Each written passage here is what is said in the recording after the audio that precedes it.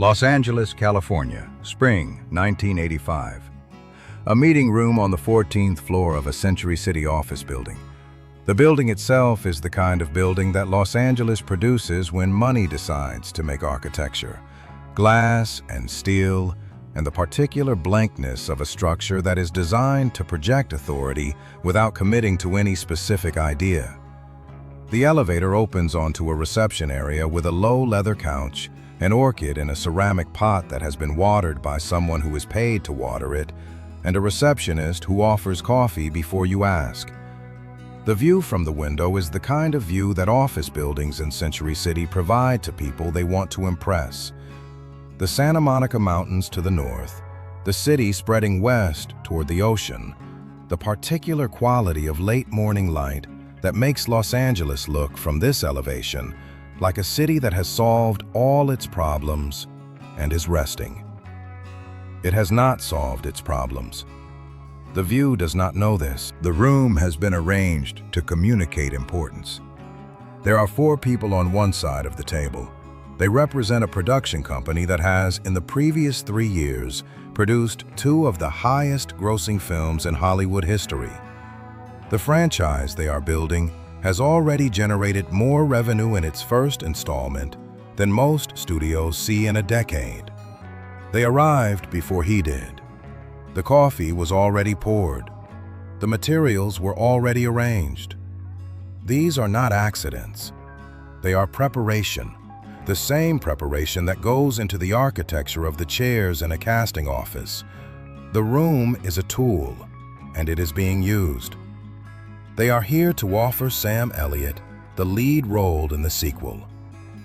Sam Elliott is on the other side of the table. He is 41 years old. He is known. Roadhouse is still 3 years away. Tombstone is 8. But he is known in the way that a man who has been doing good work consistently for nearly 20 years comes to be known. He is not yet the presence that America will eventually recognize as permanent. He is still in the building phase, though the shape of the building is clearly visible to anyone paying attention. He has read the script. He has read it the way he reads everything, carefully, once, with the specific question in mind of whether what he is reading is something he can do, and whether what he is reading is something he should do. These are not the same question. The role is what the production company says it is. The lead in an action franchise that is, at this moment in Hollywood, the most commercially successful formula running. The films feature a hero who is physically dominant, morally certain, and narratively indestructible. A man who moves through every scene with the particular confidence of someone for whom the outcome has never genuinely been in doubt. The films make enormous amounts of money. The actors who play the heroes in these films become, for a period of years, the most recognizable faces on Earth. The offer on the table is 7 figures for the first film, with options for 2 sequels at escalating rates. The production company has been developing this for 8 months. They believe, on the strength of his physicality and his presence, and the specific quality that people describe when they try to describe what is different about him, that Sam Elliott is the correct person for this role. They are not wrong about the physicality. They are not wrong about the presence.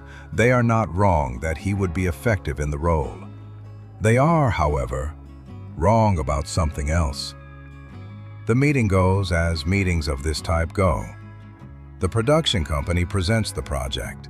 They describe the role, the vision, the trajectory of the franchise, the number. The number is significant. It is the kind of number that changes the conversation about what a man can do and where he can live and what his children's lives will look like. The production company has experience presenting significant numbers, and they present this one correctly. Not with fanfare, not with pressure, just as information, the information sitting on the table between them. Sam Elliott listens. He listens the way he always listens, without interruption, with full attention, with the particular quality of reception that people who have worked with him describe as making you feel that what you are saying is being heard rather than processed. He holds his coffee cup in both hands and looks at the table and listens. When the presentation is finished, the room is quiet for a moment. One of the four people across the table asks if he has any questions. He says, "Yes." One. He says, "Is this the kind of man who would wear a hat like mine?" The question hangs in the room. The four people across the table look at each other briefly. The hat in question is on the table beside his coffee cup. A worn Stetson, the hat he arrived in, the hat he has had for years. It is not a prop. It is not a costume piece. It is the hat he wears. One of them says that the character's wardrobe is still being developed, that there is flexibility. Sam Elliott nods slowly. He says, "I appreciate that." He looks at the hat. He says, "I don't think that man would wear my hat, and I don't think I know how to be a man who wouldn't." He picks up the hat. He stands up. He thanks them for the meeting and for the consideration and for the number, which he acknowledges is significant and which he means no disrespect in declining.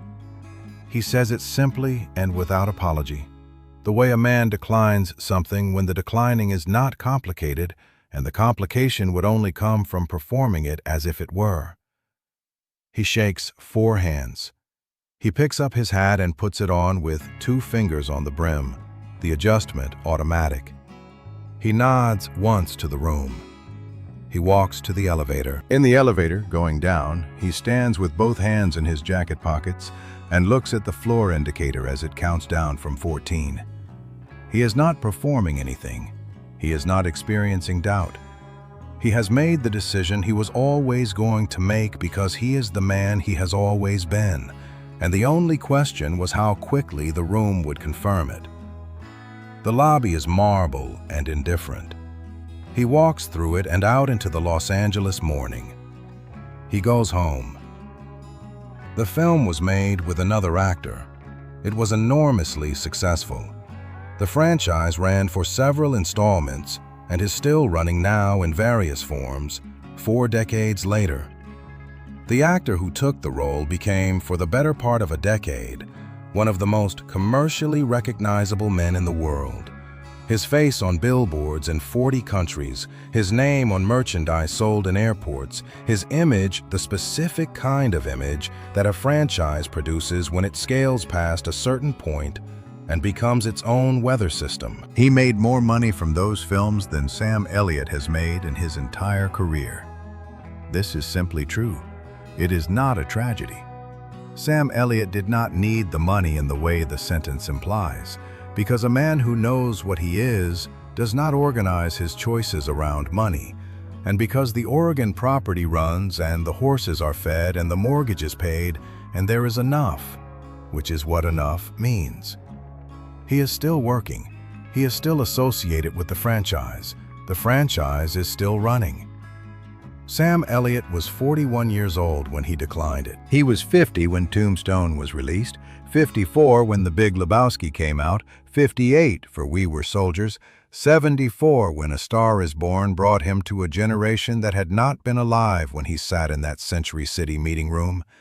He became, over the arc of those decades, the kind of presence that is not explained by any single decision, but by the accumulation of many decisions made by the same man with the same criteria. The criteria were simple. He had stated them in a conference room in Century City in the spring of 1985. Is this the kind of man who would wear my hat? If the answer was no, he moved on. The hat is not a metaphor. This is important to say because everything about this story invites metaphor. The hat, the identity, the road not taken, and the temptation is to resolve it into an allegory about authenticity or artistic integrity or the price of fame.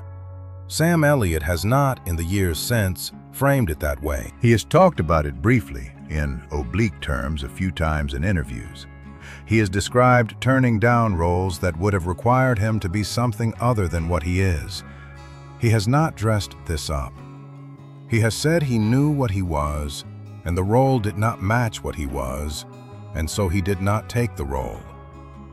He has said this the way Henry Elliott would have said it, plainly, without self-congratulation, as information rather than as narrative. The same way a man reports the weather. It was raining. I did not take the role. The hat was the reason. These are facts in the same category. The hat is a literal hat. It is the hat he owns. The man in the franchise would not have worn it because the franchise required a different kind of man. Sam Elliott could not find that man because Sam Elliott does not look for men he cannot find in himself. This is not principle in the abstract sense. It is something more practical and more personal. It is a man who has spent 40 years knowing what he is, the son of a Sacramento civil servant who told him to do the work. The man who found 3 sentences in a magazine in a wicker basket. The man who spent 3 months on a ranch because the camera would know the difference, and who has organized his entire career around the single conviction that the knowing is the thing. If you know what you are, you do not have to figure it out in the middle of a scene. If you do not have to figure it out in the middle of a scene, the camera sees through you to what you are. And what you are, if you have done the work, is enough. That man wouldn't wear my hat. Catherine Ross married Sam Elliott in 1984, the year before the Century City meeting. She is an actress. The Graduate in 1967.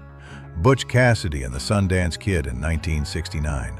A career built on the same principles as his: specificity, integrity, the refusal to disappear into roles that require you to be less than what you are. She has been working since the 1960s and knows the difference between a production company's number and an actual reason to do something. She is not a woman who is impressed by the architecture of rooms designed to communicate importance. She has been in those rooms. She knows what they are for. She was at the Oregon property when he drove back from the meeting.